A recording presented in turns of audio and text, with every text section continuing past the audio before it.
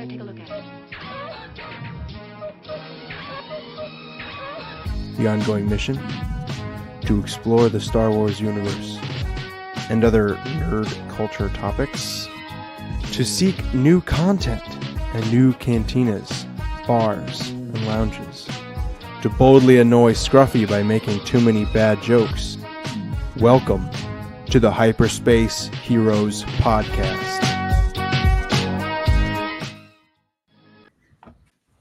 All right, and welcome to Hyperspace Heroes. This is Brown Leader signing in. All wings report in. Oh, round 2 signing in. Hold that thought. Right on. A little bit of a different start there. Okay, can you hear me?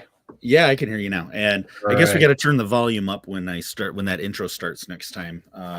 Got to manually do that on this software, I guess. So still learning, still working out the bugs on this new distributor. So apologize for that. And yeah, We're working out a lot of bugs. we are working out a lot of bugs, including getting DB on the show. So he should be joining us here in just a few moments. But yeah, welcome to Hyperspace Heroes, episode 118. And you go for it. What's the Spotchka scale? Spotchka scale is 143. I got to write that down somewhere. Yeah, I've been kind of keeping track. 118, 143. Yeah. So, yeah, episode 118, the real BS guys. We are going to be talking about Skeleton Crew episode 8 tonight, the real good guys. I think that was the title. Yes. And we're not going to be doing a full Skeleton Crew season wrap up. We're going to be saving that for a couple weeks from now.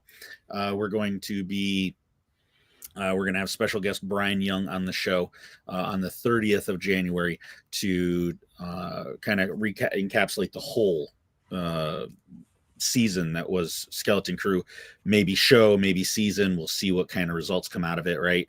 I think originally this was written as a standalone season, but show creators, based on the positivity of the feedback on the show, creators have said that they have a concept for a season 2 if Lucasfilm wants to pick it up. And honestly, I think after the fan love on this show, I think a season 2 would be well accepted. Scruff, what do you think?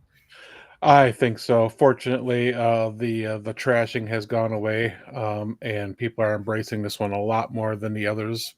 So I'm glad to hear that, because if we continue to want more content, we got to support the content being created. Right, exactly. So, And I've always said, like what you like. You don't have to like everything. Like what you do like, but stop bashing the heck out of everything but Resistance. right. Yeah, feel free to bash that anytime. Tear that up all you want. Right, exactly. So yeah, I am just doing a quick little tweet on here to let everybody know that we are live. Software is strange because you can't see how many people are watching on this thing. And hopefully DB gets his Sending him a message right now. okay. Gets his in gear, because we definitely want to have him on the show tonight. So Definitely. So yeah, It's just me and you. It's going to be a little weird. we are broadcasting on not the 7 platforms that I had hoped we were going to broadcast on, but we are on our normal 3, which is X, Facebook, YouTube, but we're also broadcasting on Kick and Twitch. And eventually we're going to be adding things like Rumble, and as soon as I can get that worked out with the software, and then also we'd like to go on Instagram, but I'm not sure if that's going to work out or not, honestly, just because I think you have to have Need to get a hold of our IT guy. I know, right? Have Just a need to magic wand go Hufflepuff. it, right? So Hey, hey, Jay has joined the session, but where is he? he's right here. Right. DB. Welcome, DB. And now you have no sound. You got to connect your microphone, dude. Anyway, Unmute. so Alfie has sent us a secret word. So if the secret word is said during the show tonight, then I will go, ah! Okay. So Now, there we go. Word. you can hear me? Yes, Yeah, we can I hear can you. hear you. A secret word. I can't. Yeah, Alfie sent us a secret word. So, and then he also sent some questions for the show tonight. I'm guessing that it's live long a second. No, it is not. Is it Star Trek? The only clue I will give you is the band Pantera. So, anyway, that's the closest clue I can give. Anyway, which we will not be talking about tonight. We were talking about the secret word. Alfie from Rule the Galaxy sent us a secret word for the show tonight. So, No, I'm trying to follow where Pantera. yeah. So, yeah, that's all I hear in my head now is Pantera, but I can't remember the lyrics. Mm-hmm. So, yeah, welcome. Well, now this show's derailed off the. I know, right? Not that it ever was on the tracks, honestly.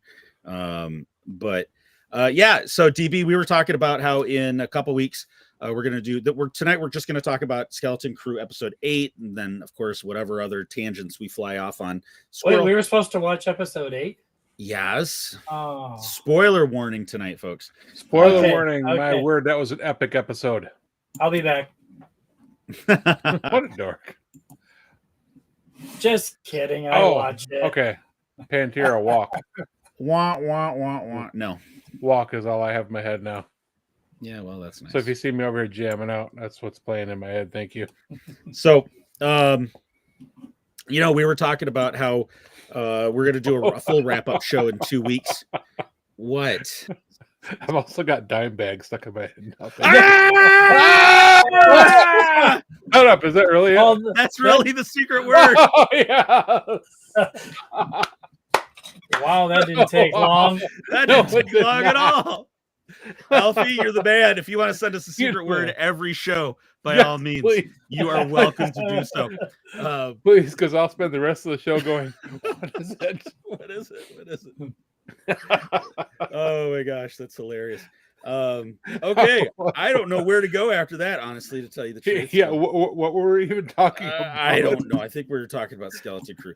Oh yeah, okay. Yes. Skeleton Crew, final episode. It was an epic episode. I absolutely loved it. Mm-hmm. All right, you have been listening to Hyperspace. Sorry, I got animals over here knocking over lights, and yeah, just lay down, dip. Okay. Yes, sir. Yeah. Yes, sir.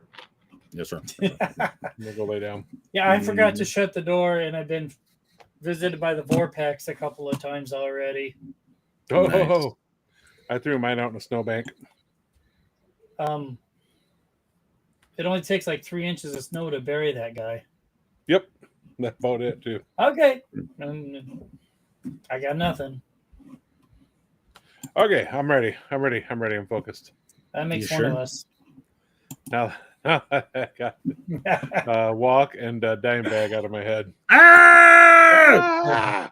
Oh wait, we have to do that every time? Absolutely. Well, that's how the secret word works. Oh. Okay. So randomly throughout the show, I'm just going to throw that word out there, and you both got to go, ah! Well, you do too. Well, absolutely. Mm-hmm. I wouldn't dream of missing that. Right. So, Alfie, that's awesome. Thanks, brother. All right. So, Alfie has some questions. Well, it's Skeleton Crew related, so we'll get into those as we get into talking about the episode. But yeah, anyway. Now that we're 10 minutes into the episode, let's get back on track. So 10 minutes into the episode, we've talked about absolutely nothing. We're going to do how is that different than any other episode we do? True. We've done like 118 of these now. Come on. Yep. Episode 118, 143 on the Spotchka scale. And the, if I had that word earlier, I would have put it in like yes. Up, right? So yes, that would have been awesome. So anyway, full wrap up of the whole season, show, whatever you're calling it, because we don't know if we're going to get a season 2, even though we should get a season 2. I think that would be great. And we're going to do that with Brian Young from Full of Sith, and author. He's also got a new BattleTech book dropping just a couple days before we go on air with him in about a week from now, a little over a week from now. And then in 3 weeks, we're going to have Mark and Steppy back. And so be ready for a good 2 to 3 hour episode on that one, talking about fuel consumption or something. So yeah, any other Star Wars news, Scruff? You said you had just read something online before we went on air. Ewan McGregor. Ewan McGregor. Let me find the story again because I got all. Okay, here it is. Oh no. Are you serious? It's just gone now. Okay, hot rumor. Star Wars hot rumor. Ewan McGregor is returning for more Clone Wars flashbacks in Ahsoka. And something about Embo as the villain in The Mandalorian and Grogu. Yeah, that's what I was read. I have not read this whole thing yet. I literally just pulled this up 30 seconds before we started recording. Well, great research, Scruff. Hey, thank you. I'm going to have to rewatch some Clone Wars because I don't remember Embo. But I spent 45 minutes trying to set up a live session that didn't exist for the person who set it up. So I tried to click into it, and it says session does not exist.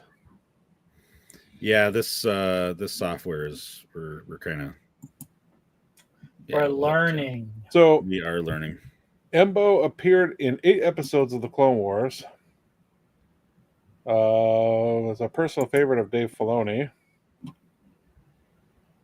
and the latest character to jump from animation to live action, like Road of the Hutt, Cad Bane, some others there.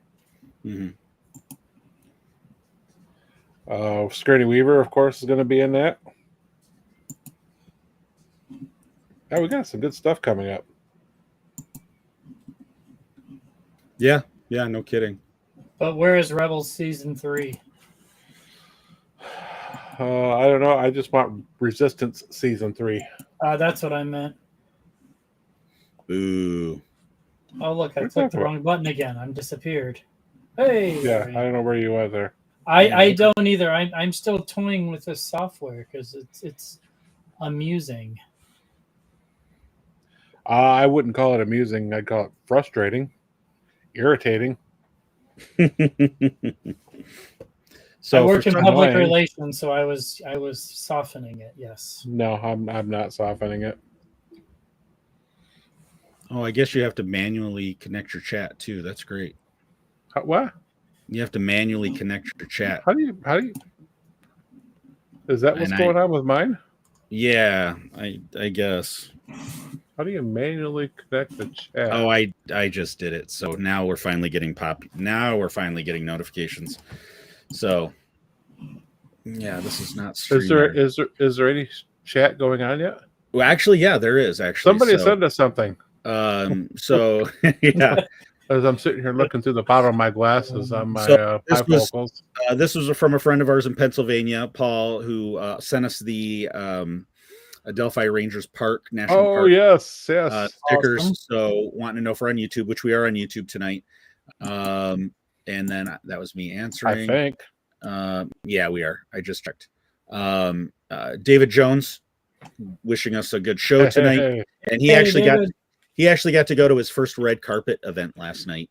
Awesome. That's awesome. Yeah, so it was for like the 300th episode of the Murdoch Mysteries, I think it's called, which is a Canadian show, and it is a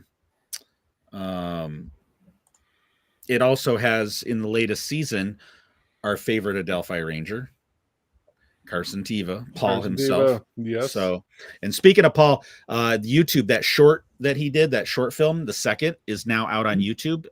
Every Frame is a Picture is the YouTube channel. I watched it. Haunting is the best word to describe it. Oh. And not because it's like a scary haunting. It's just you watch it and it's kind of like you just kind of don't know how to feel afterwards. It's a serious piece, but it's good. It's well acted. Paul hits it out of the park on that one. Well, I'm used to that feeling. I walk through life not quite sure how to feel about that. Right. From the Showman Notification Squad and Where the Homies At. We're finally getting them on screen now. All right. And then from David Jones, LOL. And I these are wish I old. could see all this chat. Yeah. So are you seeing it on the screen now? Yeah, I can see it on the screen. I just Okay. can't see it on the side like I used to be able to. A little scuffed. And then our buddy Vincent over at Carbonites.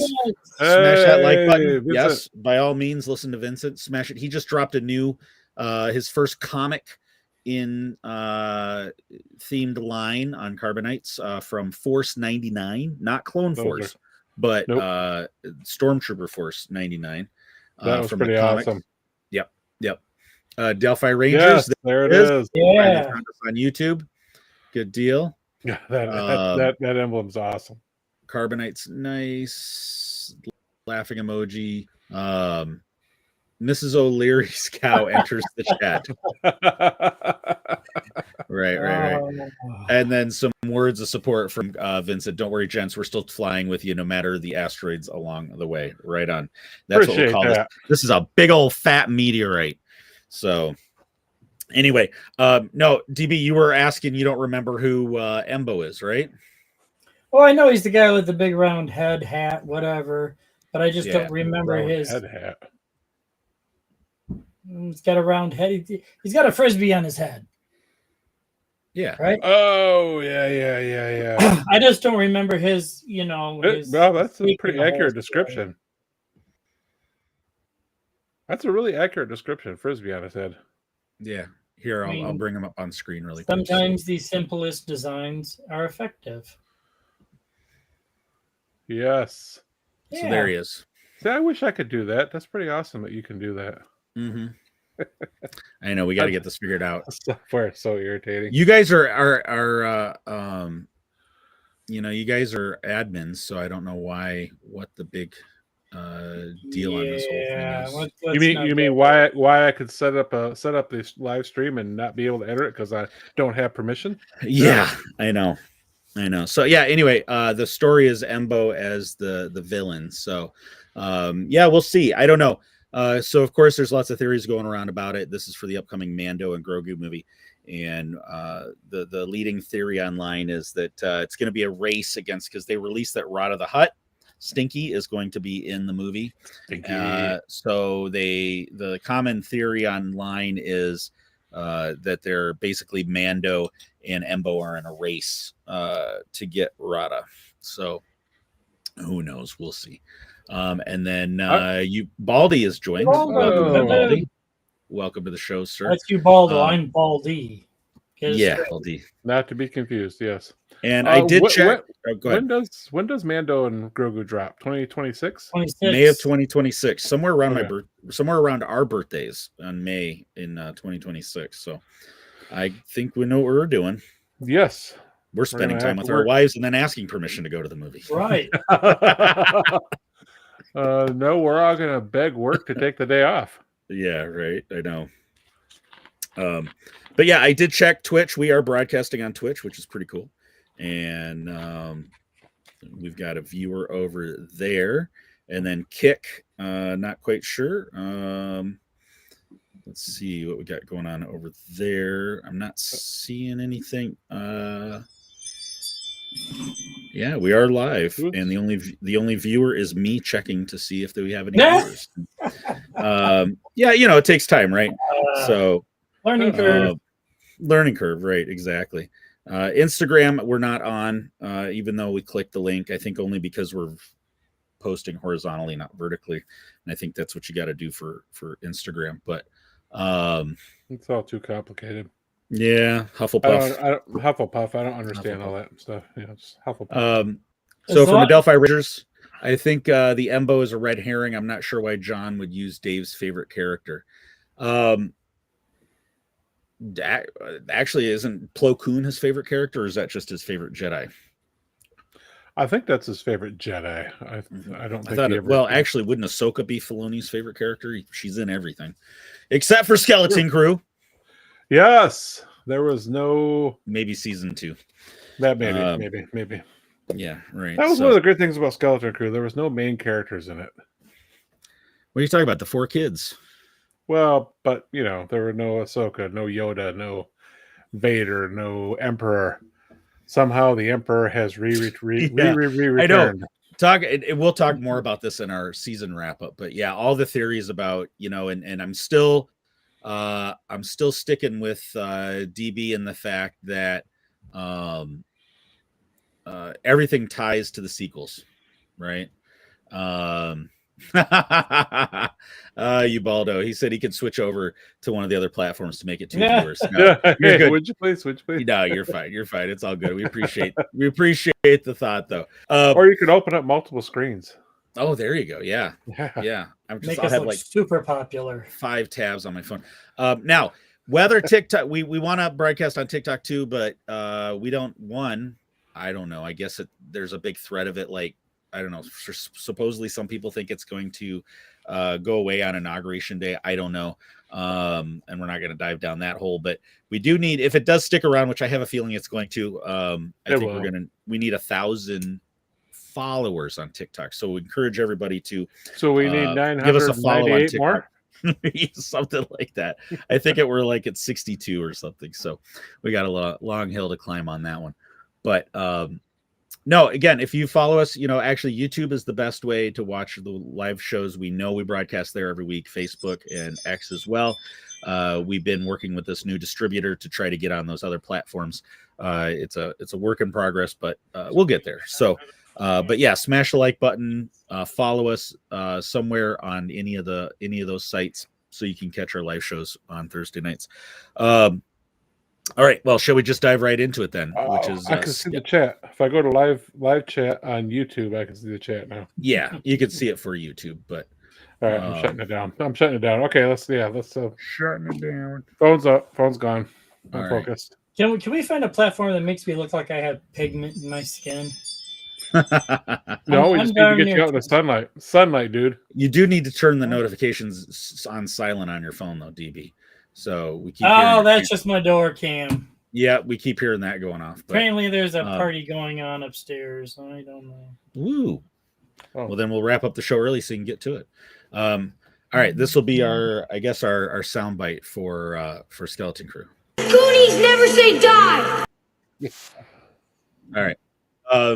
So Skeleton Crew episode 8, the real good guys, and I think they nailed the landing. Sometimes shows don't. The final episode, they can struggle for sure. But I really feel like this show, this episode 8, was a really good ending to the season. Thoughts, guys? Is that somebody's stomach or was that somebody's animal running around? What's that? Not one of my animals. Oh, all right. Thoughts. Yeah, I thought it was an epically awesome ending. Upstairs. Everybody in the chat's invited up to DB's. All right, Saw me at DB's house. I am in the man cave. That's the main world. That noise is. I gotta say, I love our chat. I love the chat on these shows. We've got a good crew that joins us every week. No, wait a minute. If everybody comes to my house and everybody takes 3 minutes shoveling, I don't have to clean the driveway anymore. I ain't shoveling. We got a plan. What? I ain't shoveling, Jack. I already shoveled. I snowblowed as soon as I got home today because somebody had to cover the 7 a.m. shift at work, so I couldn't do it before work like I normally do. Don't look at me. I didn't do it because I was lazy. No, don't look at me.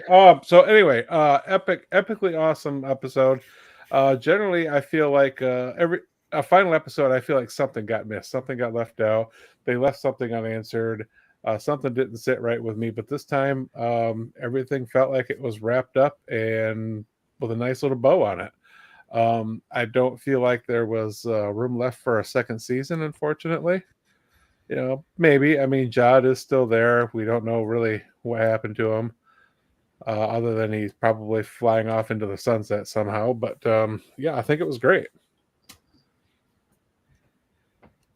DB, it looked like you had something you wanted to. Yeah, no, jump in. I'm gonna play devil's advocate because I have to. Of course you are. I gotta poke the bear a little bit here, and no, it was a very satisfying ending, but I was a little annoyed the way Jod just kind of tossed his weapon, looked out the window, and gave up. But they also left it wide open for him to come back in stories. Yeah, I don't think Jod was the evil one that everybody wanted him to be. He really genuinely didn't want anybody to go. He didn't want to hurt the kids. He knew he was backed into a corner. What do you do?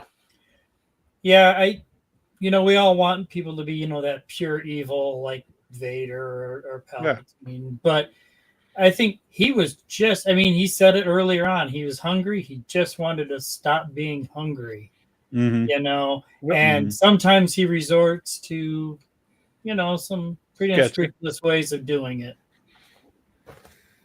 Yeah, for sure. But I do like that they left the character open. Maybe he'll show up in Mando and Grogu and surprise us. Well, and Jod's character to me was always Jod preferred, if he could do it the easy way, that's what he wanted to do. You say that like it's a bad thing. I know, right? No.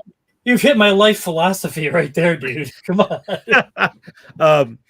And in the end, and Ubaldo touches on it here in his comment.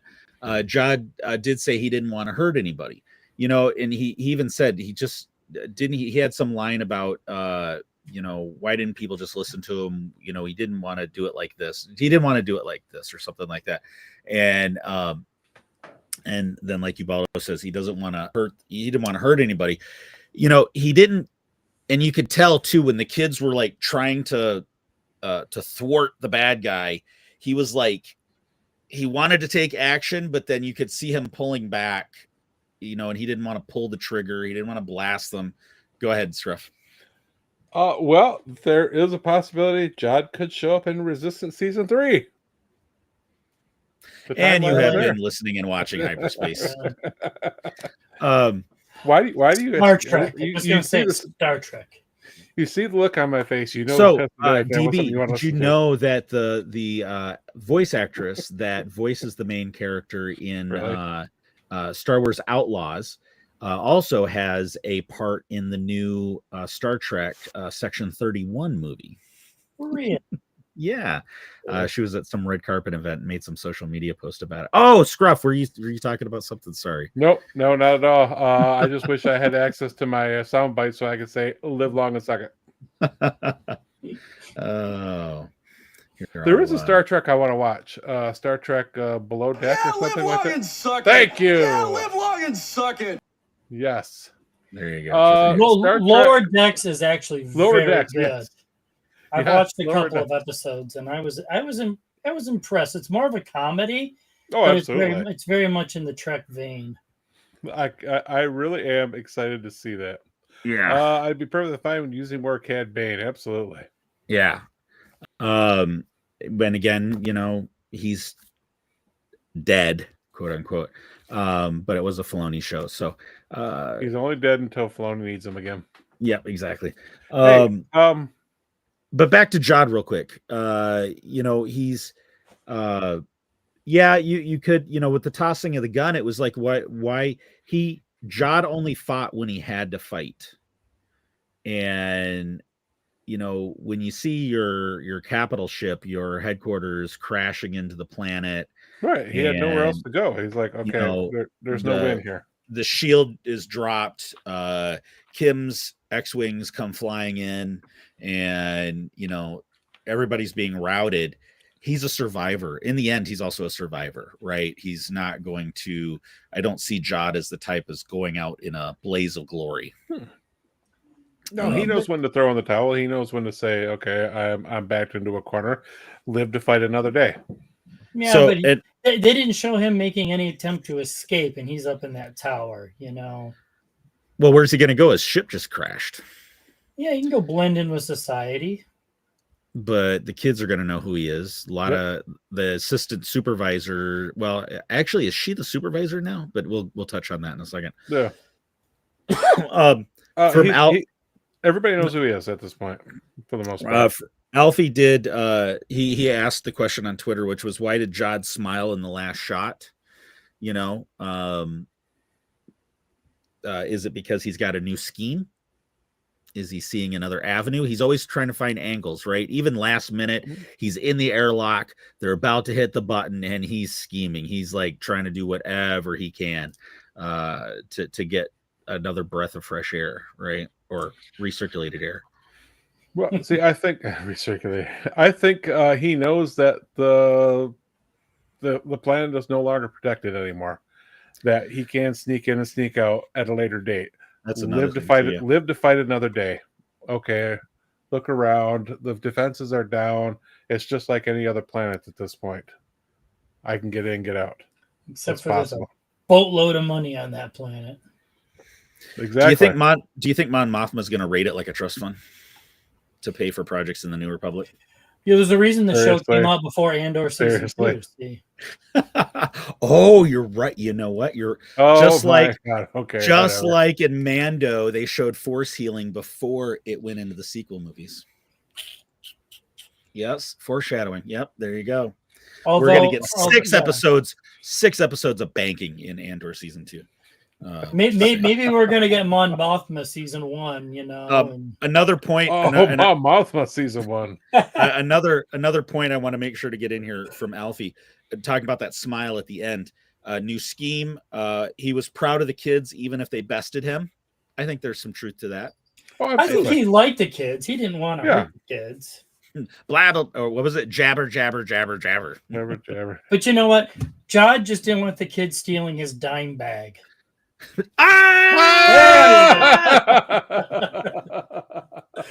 We haven't incorporated it in like 20 minutes. I had to get it in. But then his Alfie's last point, which is he saw the good in the galaxy for once, which I think there's some of that as well. I think that's a good observation when you talk about I think so. I mean, you hang out with the negativity that he was hanging out with. You don't get to see the good very often. That's kind of my assessment of the character, having seen the entire show, is that he is, to some extent, Han Solo, but more Lando Calrissian, but he never fell in with the right crowd. I saw somebody else post today that Jod could be Jod is Kanan if he hadn't met Hera. Yes. I agree with that 100%. Yeah. I thought that was in a Lando Calrissian shirt. Yeah. From Carbonites, maybe he smiles out of irony.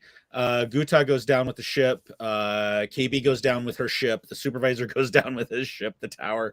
And Jod the pirate goes down with no ship. He goes down with nothing, is the rest of that comment. So interesting there.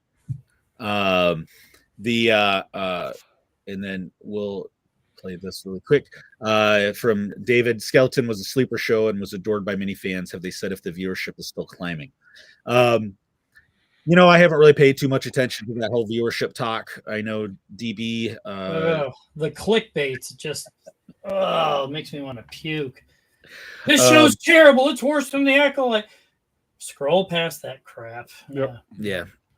No, I think it will continue to grow. I think it's going to be. David, I think you're right. It's a sleeper show. I think the fan, just word of mouth. The best thing for Skeleton Crew is just going to continue to be word of mouth. And I think a generation, from everything I've seen, fellow pods and fans that are on social that have watched it with their kids have loved it. I think that's really where the best, if we can get that viewership going, and then I think a lot of parents of young kids now, I've seen online a little bit that, maybe their kids are a little too young to retain it right now, but they can't wait to show it to them as their kids get older.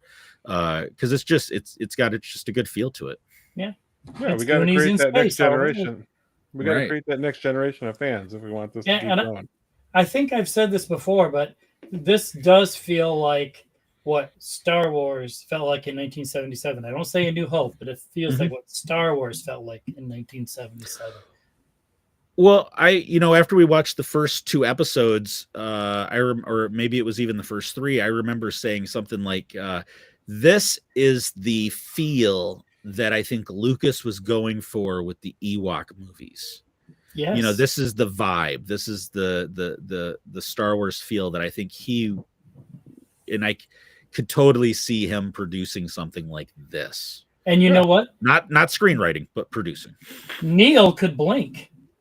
Unlike Neil could Ewoks in 1983 and 85 That's or true. whatever. This is true. This is Murder true. Bears. You know, the Murder Bear shows back then weren't that bad. We look back at them now, And you have been listening to Hyperspace here. No, the cartoons were terrible, but the TV shows, when you look back at them now, yeah, they're horrendous. But for when we were back then, it Ewok wasn't the movies. best. Really? No. No, I'm not even going to let you off the hook with that one. Not even close. So the excitement from 1977, yes, exactly. definitely palpable. Anyway, Palpatine. Somehow Palpatine has So, returned. how did you get Brown Leader under yours and Brown 4 under yours, and I'm just stuck with Scruffy? It was something you had to type in when you were signing in or something. It's I think if you like title. We got to get rid of the first and last name there. I'm just going to go Scruffy. I got to get rid of that. I think if you go to your picture, you can edit that. I think so. Yeah, I think there's a way that you can edit title. Yeah. Oh. I'm still trying to figure out how to mirror my image because this is backwards, at least in my screen. No, look, it just adds Scruffy to the bottom now. There you go. I'm not going to mess with this. We have multiple Scruffy. It's raining Scruffy. Oh, I already messed this up. What'd you do? I'm delayed. Oh, great job there, dude. You might be able to go into your settings. At least you're not ghostly white. Yeah, no kidding. So can you hear me live? Yeah, I can hear you live. Okay, it's just my voice is moving, but my mouth is not. We'll just pretend like you're dubbed from a foreign language. Okay, there you go. There you go. See, if I turn this off, it looks like I have skin tone. There you go. So I do have that comment I made about Jod being Kanan if he hadn't found Hera it was from Twitter, and it was from somebody called Sabine Biddy. So want to give her credit. So let's talk about a few other parts of the show. And we'll there's a comment that I've been wanting to show, and we're going to go back to that comment right now, and it's from Adelphi Rangers, which is Chuff's canon is a canon. And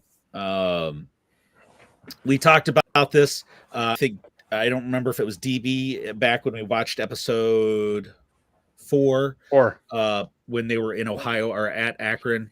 And sorry, my bad. Sorry, Vincent, didn't mean it. When they showed was it Hayana showed her the cannon, and we knew it was foreshadowing, right? It has to be. And sure enough, as soon as they flew into the school, as soon as they're riding in the school, and then Neil's bike got blasted, and he's like, "Go on without me." I was like, "Oh, here comes the cannon." And it was a fun. This is for you, DB. Work at DB. Work at DB. Careful. And then some would call DB's skin tone unnatural. But yeah. So anyway, how does the episode open up? So it opens up with him waving his saber, which we knew was a red herring, right? The way that was literally saber rattling. Nice one. Wow, I'm back. And I'm live. Hey. Mm-hmm. This is live, right now. Not like then. When will now be then? I don't know. Earlier, then was a few minutes ago, but now it's so something I've been seeing on Reels or TikTok or something is they've been showing like pictures of cats, but then it has a dark helmet and the other guy down there, and they're like, who is that? He's like, that's asshole, sir. And it's all been separate ones, and it's all been cat themed. It's hilarious. Well, cats are a-holes. They are, without a doubt. Yes. As I can attest to, knocking my light over.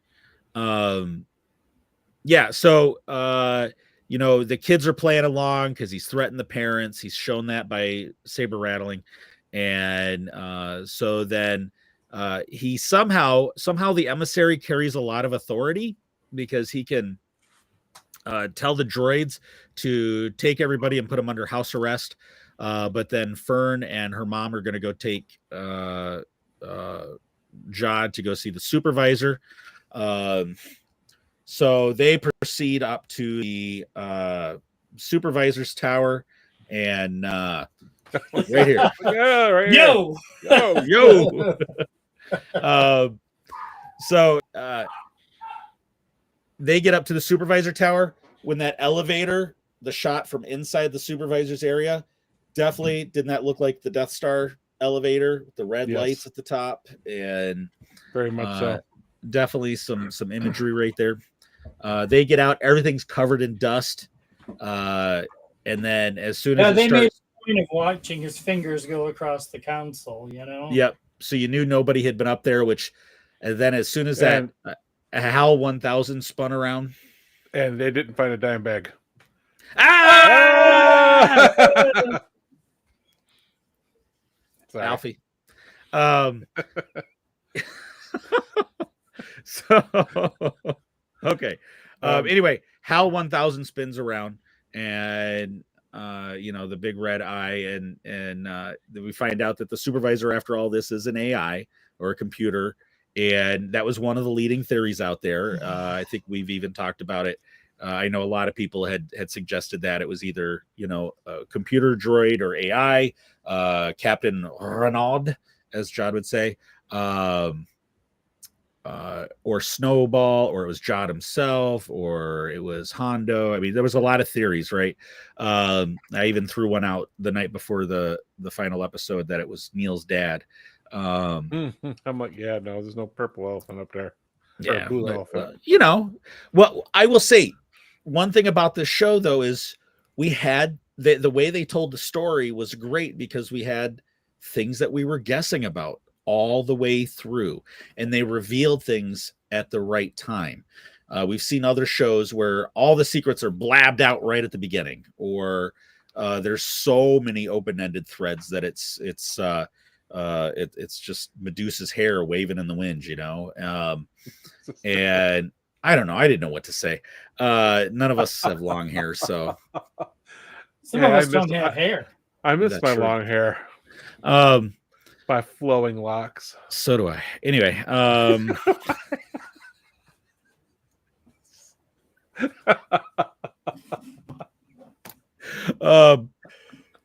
yeah. So the we lost TV.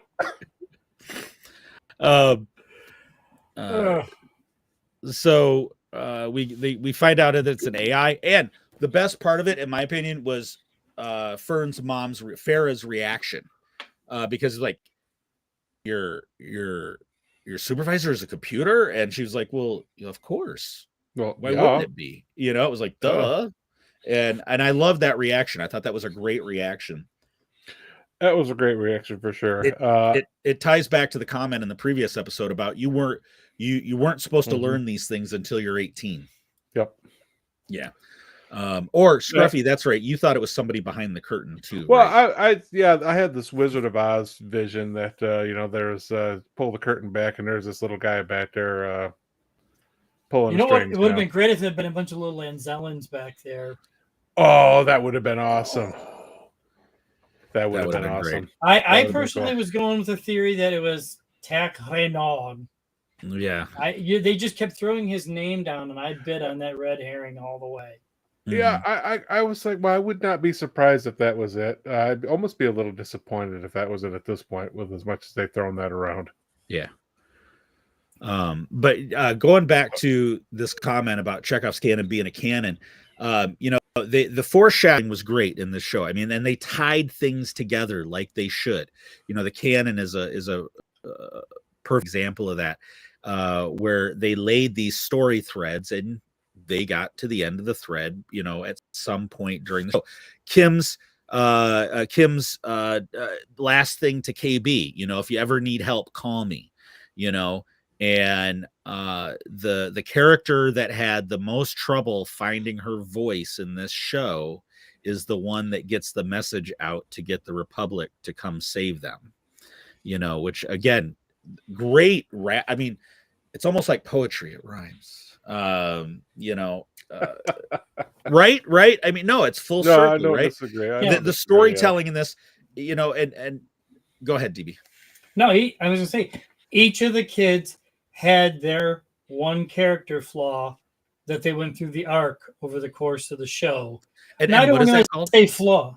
And what is that called? Character. Hang on, it'll come to me. Dime bag.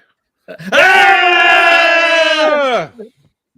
Character development, I think, is Yeah. somebody's most favorite word. Yeah. You know who had the best character development? Who's that? Wim's dad. You know what? Yes. You know what? We're gonna. His son, he's I'm a gonna bring a level bottle down with me, 7. and level 7. I am a level 7 systems Level analyst. 7 systems coordinator. Yes. You know, we're gonna use that in meetings at work. Yes, I am going to use that in meetings. I'm a level Definitely. systems coordinator. But you know Of what? course, I can handle that. I'm a level 7 systems coordinator. Even Wim's dad had character development because he was kind of a very Yeah. anal I'm retentive. gonna take a shot every time you say character development. He's gonna be up all night, man. We keep pumping caffeine in him like that. He's not the Yes. one that's got to get up early tomorrow. No, I'm not. I'm the one who's got to be up all night tomorrow night. Yeah, exactly. Character development.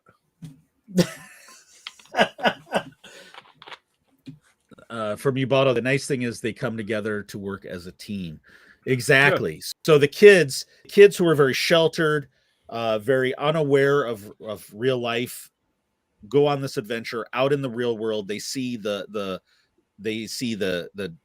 negatives, but they also see some good, right? Kim and other characters, that one lady on Port Borgo, you know, that saved the girls and told them that they had to get out of there. You know, they ran into these little pockets of good amongst the craziness, the zaniness, the negativity of the bad, Jod, you know, all of that. And then their parents, who have also grew up in this structured society, you know, they brought that dose of reality back and helped their parents to understand that at some point, at certain points in life, there's no going back. And that's what this was, right? There's no going back. That shield had to come down. Even if the shield hadn't come down, it was going to have to come down at some point, because now the pirates know where the planet is. Other people are going to know where Kim, or, you know, other people are going to be able to figure it out. Kim would have figured it out at some point, right? Because she would have wanted to know. They would have right. Otherwise, they would have lived in servitude under the dome, under the shield barrier. There was no going back to how life was. And, you know, the kids helped them realize that. Was it Wim's dad, Wendell, that slugged Jod, right? I think. Yeah. But so anyway, so they go up to the supervisor. They find out all about that. I love the supervisor's line about when Jod is like, you know, I'm the emissary, and he's like, well, our last message from the Republic said that the Jedi were traitors. So what are you lying about? Yeah, what are you, a Jedi or an emissary? And so even the AI caught on, and I thought that was great. Meanwhile, who did the voice of the supervisor? I forget. Stephen Fry. There we go. Meanwhile, Wim is trying to convince his dad that under the watchful eye of the security droids, you know, trying to kind of talk in code a little bit, you know, and try to convince his dad. I thought that and then when Jod kills the supervisor and power runs out and the droids, you know, everybody kicks into gear, right? And the pirates come through, they start invading, start taking over. KB and Wim and Neil, or no, KB and Wim spring into action. Wendell's chasing them. KB tells her moms to stay safe, which they don't stay safe very long because the pirates take over. They're riding their bikes. I love the and even their dad, who there was a line by Wendell that said, you think you're the only one that didn't want to have adventures or be a Jedi or something like that, showing, that his dad was a dreamer too, that they had more in common than what Wim realized they did. Because you remember how we all looked at our parents growing up, right? And our parents were just these old people that made rules, and of course they had no childhood. Of course they had no desires and dreams. They were our parents, right? And they were the stifler of dreams. I loved the they go to get Neil, and where's Neil? In the bath. In the bubble bath. Does that kid take more baths than anybody in Star Wars history? Right? I don't know that I've ever seen an elephant take a bath. You get back from this big adventure, the first thing he does is he goes take a bubble bath. Take a bath. Yeah. Maybe he's not wrong. Gotta scrub them cooties off you, man. Right. So with the shield down now, I hear that we could take that ship from Resistance and put it over at Atten to. And you have been watching. And you have all the racers there. I'm muting him. Why don't you call Filoni and suggest? Did you really mute me? I did. You muted me. I did. I know sign language. Read between the lines. But did you guys catch the I don't want to call it an Easter egg, but the prequel trilogy reference with have you heard yet? Supervisor? You still have me on mute. No, you're not on mute. We can hear you. Okay. Yeah, no, you're fine. You're fine. No, DB, I'm blanking on it. What was it? Well, all the security droids and the supervisor had one central eye. Now, how did R2 get rid of the droids at the beginning of episode 3? Hit him in the eye. Hit the eye. Oh, that's really good. I thought it was just a nice tie-in because that would have been the era that these things would have been built, I didn't catch that. Yeah. No, that's great. I didn't catch that either. That's hilarious. I mean, Jod knew to go for the eye. Yep. The kids are racing. The kids and Wendell are racing across town. They make the jump into the woods. Then they make the jump over the gorge. Right there at certain points with those speeder bikes, that's hard CGI to do. So there was a little bit of, but you know what? I'm willing to forgive it. I don't care. If anything, it brought back the ET bike escape, right? Or something where that CG is kind of, and it was okay. I was okay with that. I was like, that's fine. It doesn't have to be perfect. Because I think what like you said about Neil being able to blink, I think all the CGI work they did with Neil was just absolutely freaking phenomenal. But we are 55 minutes in. We haven't talked about the greatest scene yet. We will get there. Okay. So yeah. Anyway, they go to rescue. They're trying to rescue Farah and Fern. That's all going up there. Jod's got his legs kicked up on the panel, waiting for the pirates to get there. And meanwhile, the kids on the bikes go into the school. We get to they hatch the plan that they're going to get KB to the ship to go send a message to Kim for the X-Wings, the real good guys. And again, like Chekhov's cannon, Chekhov's gun, everything's tying together, right? All this foreshadowing. And Neil's bike gets blasted. He's like, go on without me, which, is the setup for the cannon, which we've been waiting for. I love that they did it. But I also love that it was nice and short. They didn't prolong it, right? As soon as that turbo laser was firing, they took it out and he had to get out of there. But they get KB to the ship. It's locked down. She can't fly away. So then they got to split up again. Wim and Wendell are going to go to the tower to deactivate the locking mechanism. And how are they going to do it? Because Wendell is a level 7 systems coordinator. Yeah. Right. And so then Wim and Wendell get up to the tower, up to the supervisor's tower. Wim distracts Jod while Wendell does his level 7 coordinating, takes down or reinstalls power to the landing pad so that KB can take off. Who shoots up into the atmosphere, gets the message out to Kim, which is great.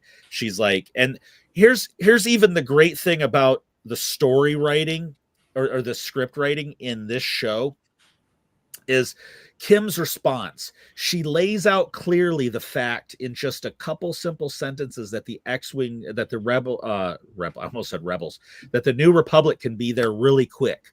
She outlines it right away. She goes, there's 2 hyperspace lanes right near there that'll lead them in there, and they'll be there in no time. She clearly lays that out. So when they do show up in no time, as the viewer, you're not like, oh, how'd they get there so fast? Well, that's convenient. That's convenient. The thing I hate about travel in hyperspace is it always goes so fast. Like it's a tiny little guy. All those comments you see online. The script writing cleared that up with just a couple sentences of dialogue, which was I think the line she used was, they'll be there in 2 flaps. Yes, 2 flaps. I thought that was 2 great. flaps. I did like that. I could not have rolled my eyes any harder. Well, so that goes to a deeper level of a cultural appropriateness, right? In terms of the show, it's an underlayer there because back when the episode with Kim, she makes some sort of reference, avian reference, in terms of when she was telling the not Carson Teva that Crimson Jack was coming with a flock of kids, right? And what else we have? Not Carson Teva, not Carson Teva, right? Okay. Played by Andy Powers, by the way. She used the term flock because for her in Star Wars universe, it's her culturally appropriate term, right? It's a slang term or what you might consider a slang term. It's a relevant term for her species, right? It's how they would describe something. If she were a fish being, she would say, oh, here comes Jod with a school of kids. Exactly. So I love that level of detail that, with the character and the story, the script or the lines, the writing of their lines, it's appropriate for the character. So yes, is it a little bit of an eye roll for us humans sitting on Earth that she says that they'll be there in 2 flaps? Absolutely. But is it appropriate for the character in the show? Absolutely. So I love it. If she had said something like, oh, they'll be there in 2 waves of Harry's wand, then it would have been all kinds of weird. Right? If she'd said Hufflepuff. Hufflepuff, yes. Hufflepuff. Or Dimebag. So she so anyway, they have the big fight up in the supervisor tower. Wendell mans up and throws a punch, probably for the first time in his life. And yes. Because level 7 coordinators don't do that kind of thing. They're very well mannered. Shield barrier comes down, and then we get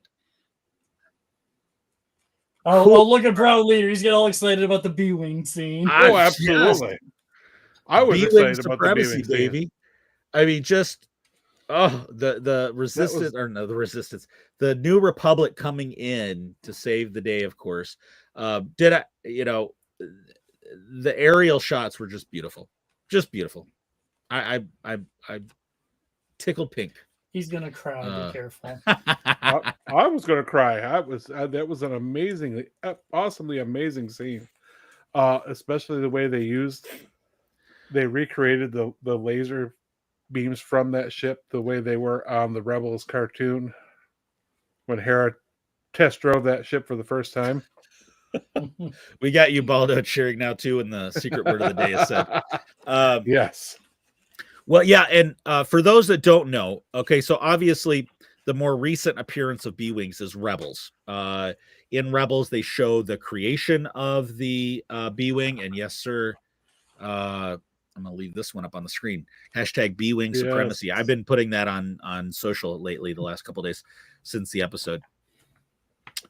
partly because it's true and partly just to see if I can rile up a Delphi Rangers, but that's a whole nother thing. That's a whole other topic. He's always posting X-Wing supremacy. So yeah, so B-Wings, they show the origin of the B-Wing in Rebels. Hera test flies it, then they take it into action. That is the first time where you see those 4 lasers doing kind of the Death Star thing and then shooting a more powerful beam out, which is great. But for some people may not realize, though, that the actual first appearance and where I fell in love with the B-Wing was in Return of the Jedi. And Delphi Rangers. No. Better than the mods on scooters and Boba Fett. Oh yeah.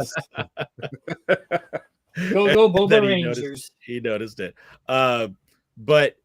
Yeah, so it's go Boba Rangers. Oh, thank you so much. But yeah, B-Wings were first seen in the Battle of Endor in Return of the Jedi. And so I love Vincent, you don't have to apologize. Vincent, you don't have to apologize. It's all good.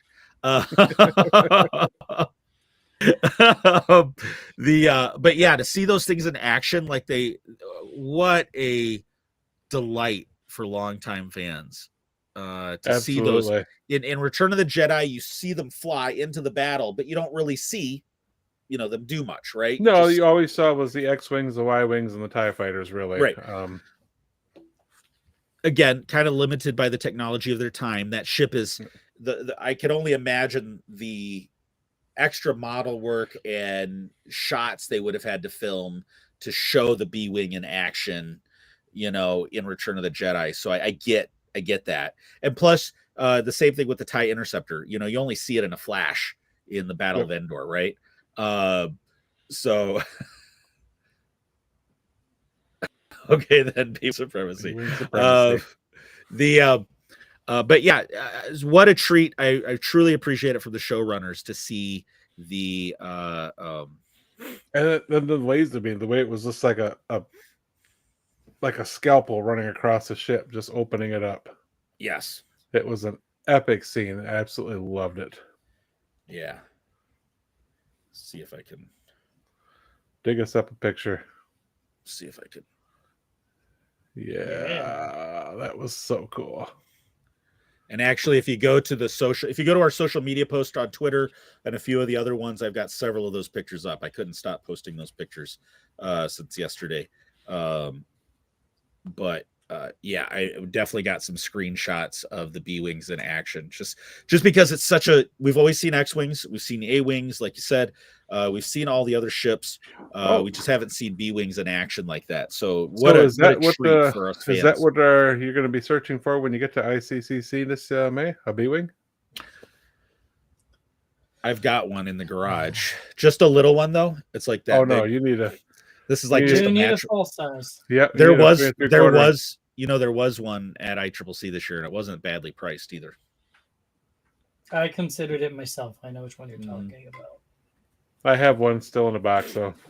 No, I actually believe it or not, I keep a small one of those little original. What were they, Matchbox or Hot Wheels or the little diecast ones? You remember? Yeah, I can't remember what brand put them out, but yeah, I know what you're talking about. I actually have one in my toolbox in the garage. Nice. That's cool. Yeah.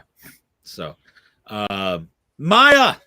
That was well done. How are you, sir? I also think they had trouble with B-Wings disappearing into the blue screen. Oh, yes. Jedi. You know what? You're because there was right. no bulkiness to that ship. It did. They did have some trouble with that. No, it was basically a fin. If it turns sideways, you don't see it anymore. Right. No, Maya, thank you for contributing. That's awesome. Yeah. Absolutely. Yeah. Right on. So yeah, and then also, what's the last ship you see? But of course, a Corellian Corvette, which is absolutely. What a way to end the show, right? With the New Republic coming in. But yeah, and then I was happy that Poe Dameron didn't get out with BB, and yeah, Vorpak come trembling out behind him. Yeah, KB meanwhile crash landed prior to the New Republic coming in, and shot down by the pirates. So they finally go to save her. Prior to that, the kids have again the final confrontation, the little scene of Wim holding the lightsaber with Fern, standing next to him. What a great little scene that was. And did you see when he grabs the lightsaber, he looks at it to make sure it's He the right makes way? sure. Yes. Which was great. Probably but the best scene in the whole show where he lit the lightsaber for the first time. It was pointed the wrong direction. Because is that not something we would all do ourselves? Oh, yeah. Once? Delphi Rangers, you mentioned that name Yes. again. You might get yourself banned from the chat. Just saying. Whatever. I'm kidding. What if Senator Hamato Ziono is in that blockade runner and he lets the Imperial remnants know about it? Yes. Yeah, that goes back to somehow Palpatine returned. Well, that goes back to some comments that the two of us have made from a certain point of skew on some of their shows when they were talking about Ahsoka, and we were theorizing over on that show about Ziono being a traitor with the remnant for the remnant, and just because everybody hates Ziono because one of his character in Ahsoka and because of his offspring. So in Resistance, you get no argument from me there. Alfie has joined the chat. Welcome, Alfie. Character development, fake lightsaber upside down in the hero stance, right? Yes. And that's worthy of a dag. Ah! Okay. Yes. Want to make sure Alfie saw that. Alfie joined the show late. Throw a chat out there. Where did that come from? It came from Twitter. So when I said we were going to be going live soon, he jumped on and threw us, made a couple tweets at us about the show tonight, and so I made sure. That's why I wanted to make sure we Dimebag. What? Why? Why Dimebag? You know why? Because he probably said, "Oh, those clowns are on tonight. I better get out a dime bag if I'm going to get through it." Stop.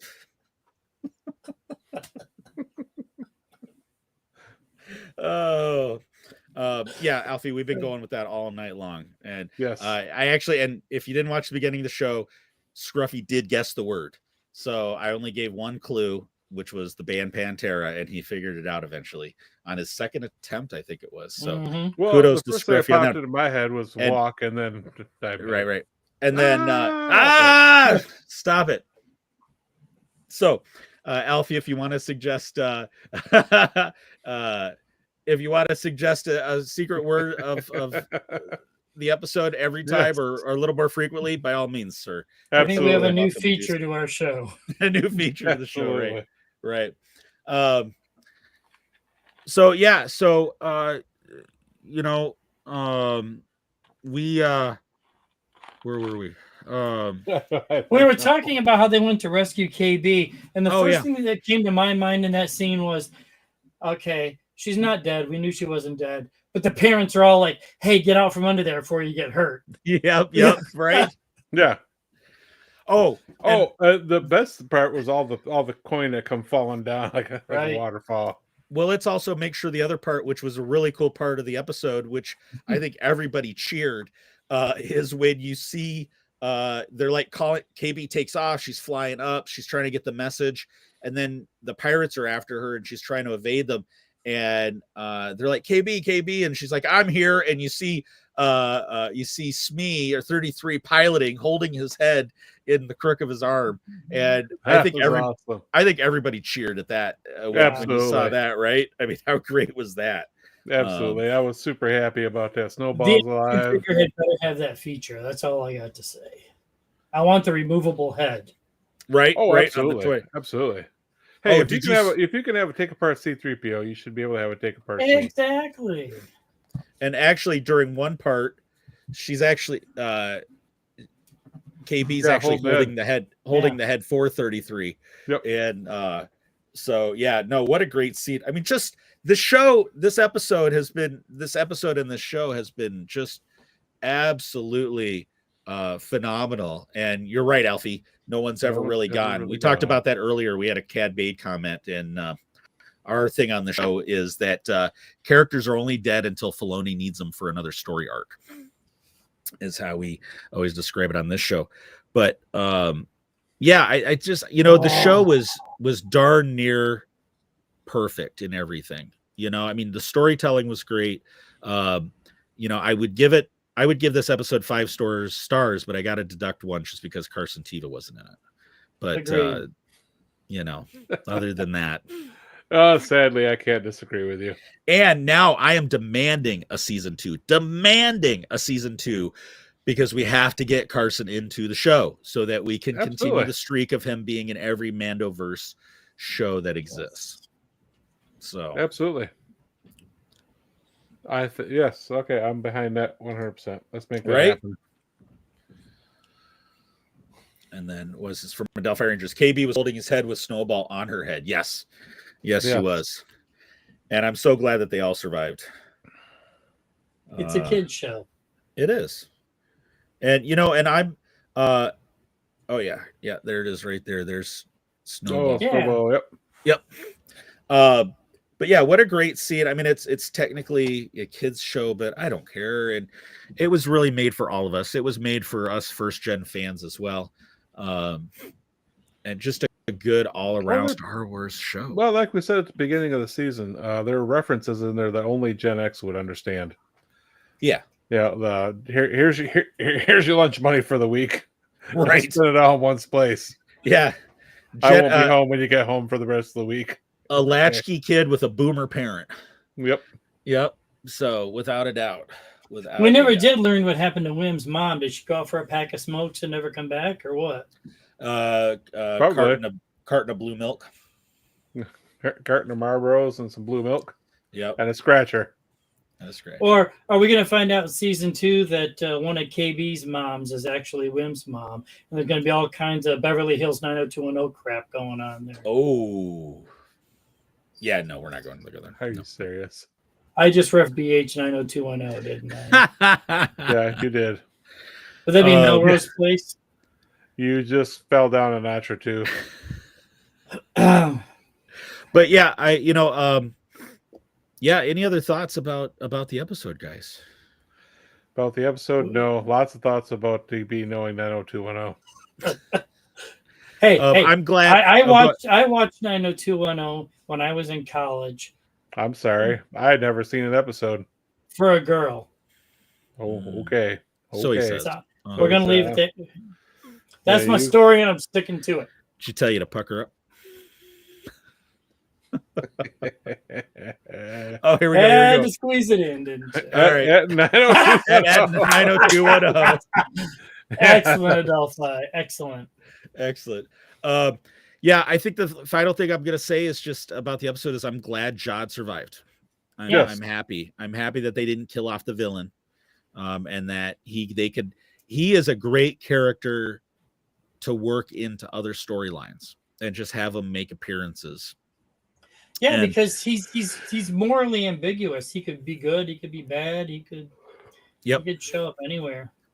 I think so. I agree. And Jude Law just and this is for Alfie, but definitely an A-list performance from Jude Law in terms of this role. I mean, he owned that role, and we've always talked about it on our show, which is one of my critiques of an acting performance is, do I see the actor playing the role or do I just see the role? And with Jod, I forgot all about Jude Law and I just saw the role. With the rest of the performers, it's easy because I didn't know any of the other actors, but for Jude Law's role, I only saw Jod or Crimson Jack or whatever he was calling himself. I didn't see Jude Law playing him when I watched the episodes. So I think he definitely owned it. He was better in this than he was on The Holiday. Wait. Jod and Mayfield team up. Ooh. Oh. That would be it. Yeah, they're both kind of in that gray zone, aren't they? Yeah. Mm-hmm. And then Alfie A-lister. Yep, that was for you, bud. That's a common reference on Rule the Galaxy. And And then from Adelphi Rangers, did anyone think Wim would light the lightsaber and let go when Jod was force pulling it and it would impale him? Yes. Yeah. Was waiting for it to happen. That's a really good thought. I didn't think about that, but I'm not surprised that they didn't do it either. Again, kids show, and because it all goes down to when they're escaping the tower or running out of the tower.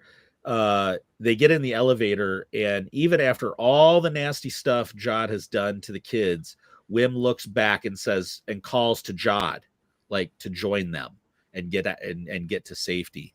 And even after all that, Wim is still a half glass full, kind of kid in that he's still hoping for the good out of people. He's pure at heart. Yes, there you go. What was Jude Law in that I'm supposed to have seen here? The Holiday. Never seen it. Enemy at the Gates. He was in Gates. Yeah. Okay. He was in AI. I don't think I've seen that. I haven't either. He was. I was just thinking about what it was. Oh, Captain Marvel. He was the bad guy in Captain Marvel. Was he? No. Yeah. I didn't see that one. Against Brie Larson. Did you guys? I remember. It was the only one I really didn't care for. The rest of the Marvel movies I thought were great. Jada Mayfield is a fantastic idea. Yeah, that would be yeah. fun. Yes. That would definitely be fun. Did you guys catch the Spaceballs Enemy at the reference? In this episode? Yep. Nope. What did I miss? No. What did I miss? Wim's in his bedroom and he's talking on their communicator. Oh, yes. And the security droid's like, "Who are you talking to?" And he spins around. He's got his action figures, just like Princess Fern. Okay, yes, I did see. I didn't make the connection, but yes, I did see this. Yes, It was that the is first cool. thing that came to mind. That's right. He played Watson in Sherlock Holmes. In the Yeah, I've Robert never Downey seen that. Jr. version. Yeah. Hey, Never Robert watched it. Downey was Iron Man. Do you remember Aluminum Man? Aluminum. Yes, let's not. I got to milk that dad joke. That was so good. And then Carbonites, Captain Hook. Which version was that? I think that was one of the versions I didn't watch. I've never seen any of them. I'm trying to remember. But The only thing about Captain Hook I remember was the Disney cartoon Peter Pan. all right, yeah, okay. Any final Yeah. thoughts? Or we get ready to move on to collection corner? Ready to move on to collection corner. So I don't have the music bit. I haven't loaded that in. So I want it. Ah, well, it all. all. I want it all. And I want a dime bag. Ah! Okay. Collection corner. I'll say the deals were so sweet this week. I got diabetes. So Yes. Yes. there were, because if you follow, okay. So if you're on Facebook and Instagram, I suggest we've had this guy on the show before. Definitely suggest that you follow Star Wars Toy Collector. we need to get him on the show again. We do a great Well, you account know to what? follow. Absolutely. we ought to be wishing Daniel well because he's out where all the wildfires are right now. Yeah, that's And- true. And I know he's Oh. taking a bit of a hiatus to protect his family. So let's keep that in mind. Yeah, for sure. Absolutely. But yeah, Star Wars Toy Collector. So if you're on Facebook, Instagram, give him a follow for sure. He is posting deals all the time. and some pretty anytime epic deals. Yeah, and he's been doing a lot of giveaways lately too. So there's really good chances to get in on giveaways. He's given away some nice stuff. I won a giveaway from him one time. Yep, you did. I did. But yeah, anyway, Scruff, you're up. 2 of them. Yes. Thank you, DB. I won't hold mine up because I got a whole fleet of them. I don't know why I need 2 of them. One is definitely going to be opened, and I'm going to try and get it hanging like right here or something. Somehow, I'm cool. not sure how. Not sure how to do it yet, but somehow it's Fishing gonna be line. hanging I'll like show that. you how mine are up. Well, right here is the pathway from this side of the room Bonk. to the other room. So exactly is what I'm worried about happening. So I need to figure something out. I'll figure it out somehow. And then the epicness, IG-12. Thank you very much. You are very This welcome. is so cool. I absolutely love this figure. This is coming out of the box eventually. I don't know where he's going to be at, but it's got to be somewhere in the background around here. So this is an example of Star Wars Toy Collector 2 days ago posted that Walmart had these for $9.98 a piece through Walmart. And his Instagram posts don't have links because you can't really do the links on the post there. But his Facebook always has the links to where to find it at whatever price. And he always provides as much information. Sometimes you got to click a coupon, whatever. But yeah, the IG-12s, he posted that 2 days ago. Our local Walmart actually had had a surplus of these. So I was able to get 3 of them right away. And I did not pick these up on the way to work. I am so glad that the guys. My phone does not have my Amazon password in it for that reason, because I would be at work and probably buying stuff. Well, in this case, it was Walmart, not Amazon. Just saying. Right, but a lot of posts he has is Amazon. From Maya, this is back on Jude Law. He was in Sky Captain in the World Tomorrow, which I'm pretty sure I'm the only person that has seen it. I will admit, I'm pretty sure, bro. I have not seen it either. And then from Carbonite, somewhat recent, I think it was called Peter and Wendy. Okay. Straight to Disney Plus type of movie. Honestly, not worth a watch. And then spare myself for that. Carbonites, I think you were right, Jeremiah. Yeah. But yeah, anything else, Scruff? Comic book, Jakku, Fight for Jakku issue, but that was pretty much it. Alfie, to answer your question, I ordered them through the app and had them brought out of the store. So that's how. But I think you could have walked in and gotten them. I'm not exactly sure, but I used the Walmart app and they were $9.98 on the app. Ordered them and had them bring them right out to the car. Not on my way to work. Not on my way to work. Not on my way to work. I wasn't 5 minutes late for a reason. And then you stopped by my office before you went to yours. I did. I stopped by both your offices before I went to mine. Hey, I had to get them out of my possession before I ran into Mrs. Brown Leader. So we just conveniently drove separately that day. So yeah, good thing she doesn't watch the show. Exactly. What's that thumping upstairs? No, just kidding.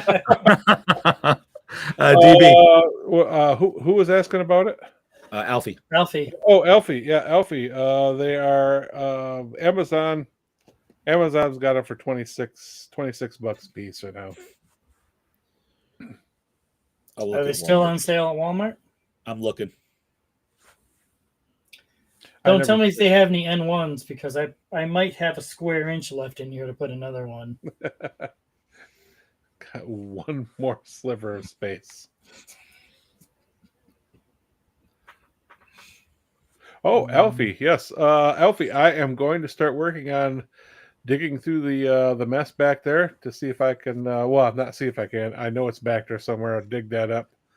Alfie was looking for the comic book 2-pack of Boba Fett and IG-88. Speaking of which. Oh, that's not it. No, the dragon. That was adorable. Alfie, it's showing right now, $9.96. Oh, yeah. So jump on it, Alfie. You know you need it. Heck yeah. So yeah, Alfie, I will be digging that out here in the next week or so. I have not forgot about you, brother.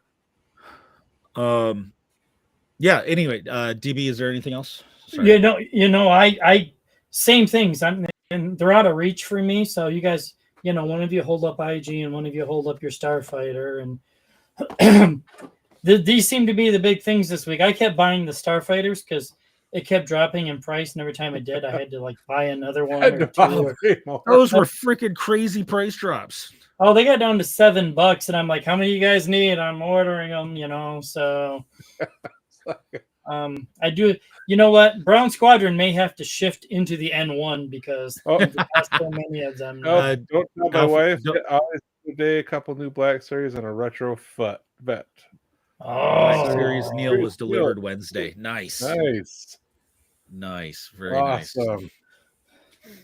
Yep. So I got the same things. I bought some N1s and Brown Leader, threw an IG-12 at me. And I can't say it's a bad week when those things happen. Right on. Absolutely not. Right on. And Scruff, while I'm doing this, look up ICCC announcements real quick. ICCC announcements. Oh, Yes, been a there bunch was of them. Yes, Yeah, there has so, been. Again, the podcast for the people. Yes, we try to be. We aim to be. Now, if we can just get more people to watch. Same things. N1, thank you. I left one at the office. I've got hey, look at this. Adelphi Rangers just ordered the IG-12. Woo-hoo! Yes. Two of these, thank you, sir. I got one was for me and one is for my nephew. I'm going to give it to his dad so that when his son is old enough, he can have that N1 ready to go. So yeah, both of mine are staying right here. I'll be playing with mine by the end of the day here. From All Adelphi 73 Rangers, of mine are saving here. Basil should be showing up soon. Nice. Really? Oh, that's I cool. made it, Basil. Yeah, I think it was a Black Series too. All right. And then from Alfie, where was the Starfighter on sale? My daughter loves that line. Would like to pick up one. Was that an Amazon? Or was that Walmart? That was Walmart. So, Alfie, you can get all your one-stop shopping stuff right there. Yeah. Again, Alfie, like, if you've got Facebook, follow Star Wars Toy Collector. Best thing you can do, honestly. That's debatable. I spent $150 in 10 hours one day on that. Yeah. Okay. Star Wars news from ICCC. ICCC May 16th to 18th. If you don't have your tickets, get them now. It is an epic show, an epically great time. And I will be doing room sales there. So swing by and buy a piece of Scruffy's collection, and just a little piece of my soul will leave me every time you do. I'll be selling N1s for $15 a piece. Alfie, I'm looking at Walmart, and they've still got them for the $9.94 on Walmart. So, all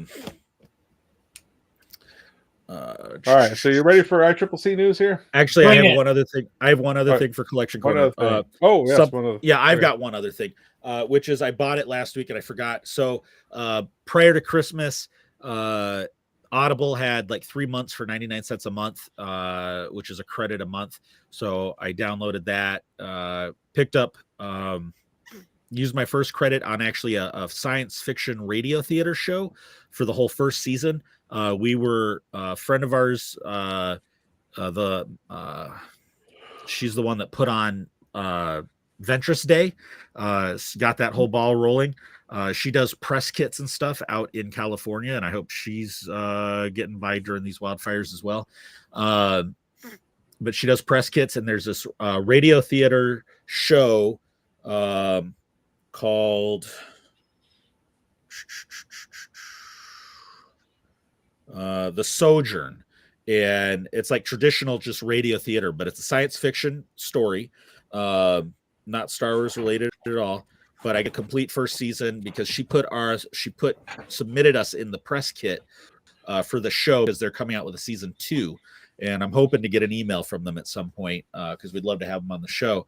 But I used a credit; it cost me 99 cents. Otherwise, it was like $20 or something for the whole first season. But what I'm getting to, long story short, too late, is I used my second credit for Dooku, Jedi Lost. I don't do a lot of audiobooks, but I reached out to Matt from Yubcast, Skidmark, and asked him. He does a lot of audiobooks. So I was like, what's your top 3 kind of thing, that I could use my credits for? What would he recommend? And I'm looking forward to that one because I've heard good things about that book. So definitely looking forward to that one. So I would love to jump on that bandwagon, but I just can't afford another streaming service. Alfie, you're welcome, and you're not taking over the show. No worries. Absolutely not, brother. We'd love to have you on. we love our chat. We love engaging with the chat. We've got a good crew, good host of regulars that jump on with us, and we love the back and forth. That's part of what we love about doing the live show. So, and we do a collection corner segment. So by all means, ask questions. We want to share what good deals we get with everybody else as well. Okay, so ICCC, they've had 3 announcements so far. ICCC, 3 announcements so far. So the latest one was Lewis McLeod. He was Saboba in Phantom Menace. So I'm excited to get that one.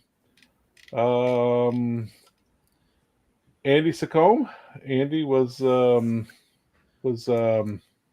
Waldo. Yep, there he is. Lewis McLeod, the voice of Saboba.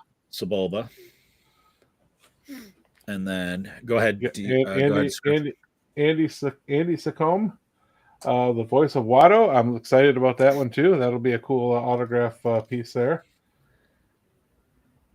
And then the next one is the first one that they announced was Paul Markham. Markham. I had to adjust the screen of my bifocals here. Paul Markham was a uncredited Imperial officer in Return of the Jedi. So excited about that one too. I've got a little collection of Imperial officer autographs going on here. I think I've got 6. I think I've got 6 so far, so I'm excited about that one. 6 or 8. So those are the first 3 announcements through ICCC. Very excited. Very excited about the lineup this year so far. He's put those out pretty rapid fire too. That's pretty awesome. Yeah, he's like 1 a week now for obviously I'm gonna have to reach out to him and see if he wants to come on and do an announcement. Yes, that's what I'm talking about. He also Yeah, and then the exclusive for the last the Ron ICC. Rudat, the Ron Rudat exclusive through the last ICC, which was the Mando Cobra Commander style G.I. Joe style, the Crimson Guard kind of, or the I can't remember what they called the red Crimson Guard. Was it Crimson Guard? Okay, yeah. So I'm super excited about that. That's pretty cool. I wish I would have ordered one. I still might yet. That Crimson Guard was always one of my favorite figures, so really kind of digging this one. So he's calling him the ICCC Praetorian Cohort, and they were pre-order at ICCC 2024, and he's posting now that Michael is posting that they are ready for shipping. So they're gonna, and he's got some cool videos behind the scenes showing the making of them. So definitely go to ICCC's social media and you can find those videos. So yeah, and the whole packaging is just awesome. It's very obviously it looks just like the old G.I. Joe packaging from the 80s. The ICCC logo on, or ICCC symbol on there with the G.I. Joe style font and stuff. It's really cool looking. I love it. It wouldn't take much to push me over the edge to start collecting G.I. Joe also. I can't afford both, and I don't have the space for both. But Ron Rudat is awesome. He was a creator of a lot of this stuff there. Yeah, right on. And then the only other thing I wanted to announce was that another former guest of the show, Brandon Winerdy, Dr. Jones is his call sign.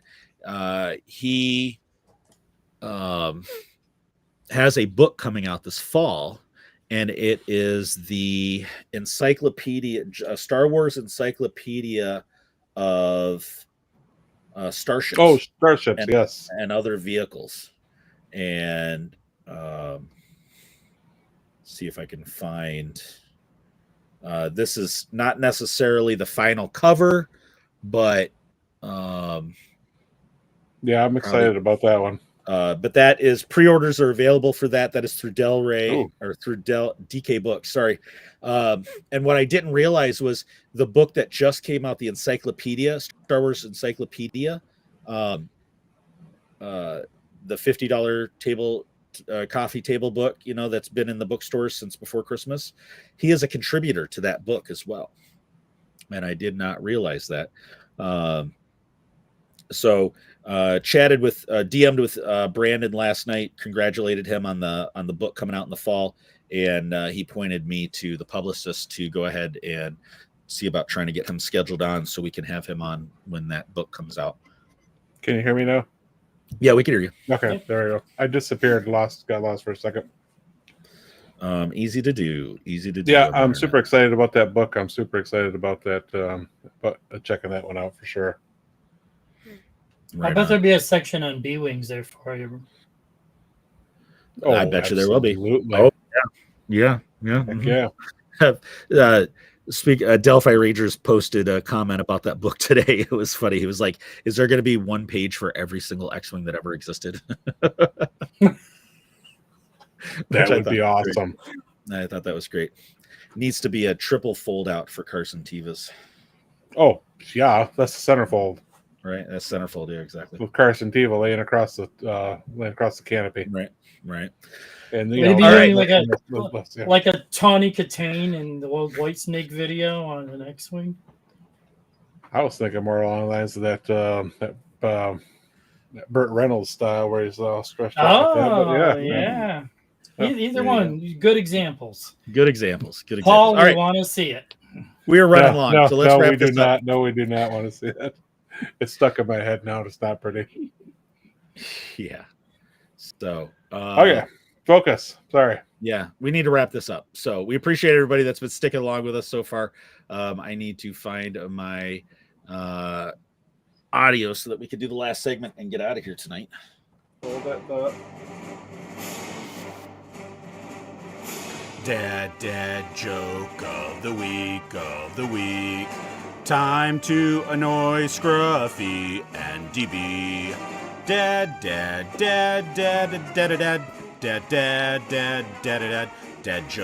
of the week. All right. I miss having access to the pictures and the stuff. I know. All right. Aluminum Man. Aluminum Man. What the hell's an aluminum falcon? That is one of my favorite parts. That is the best.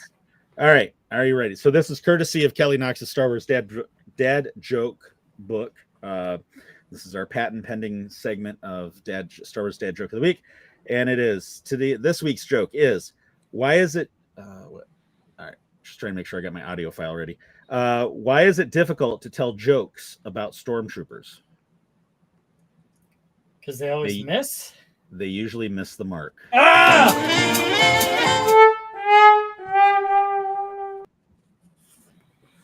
For that, I deserve a dime.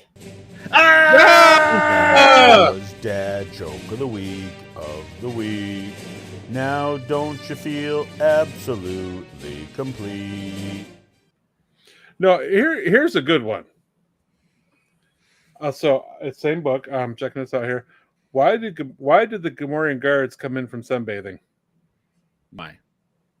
They were baking out there.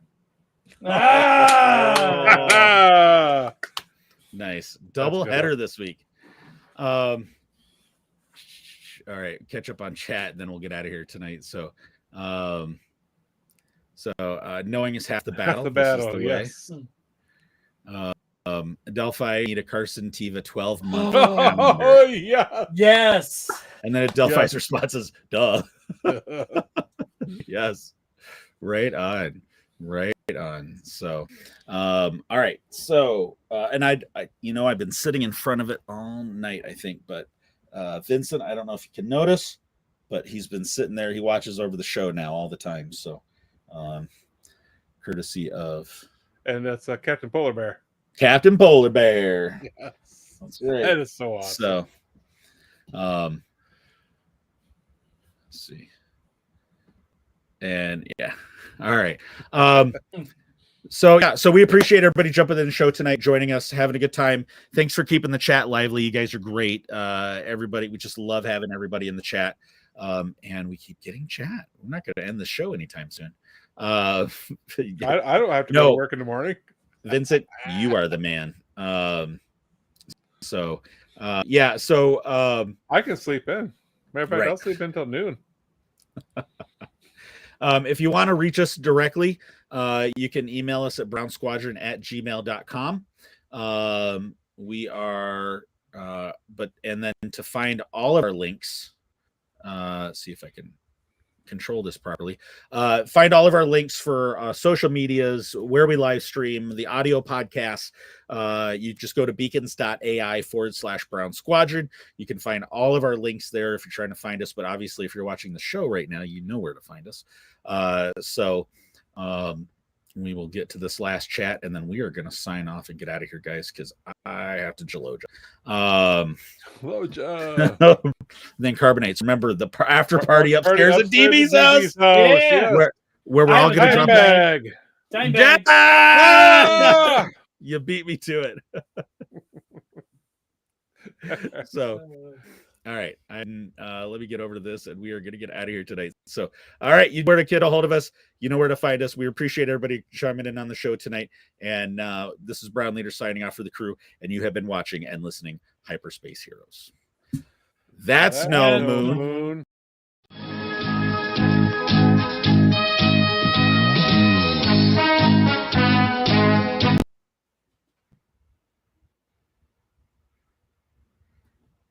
What happened? I hit the end stream button.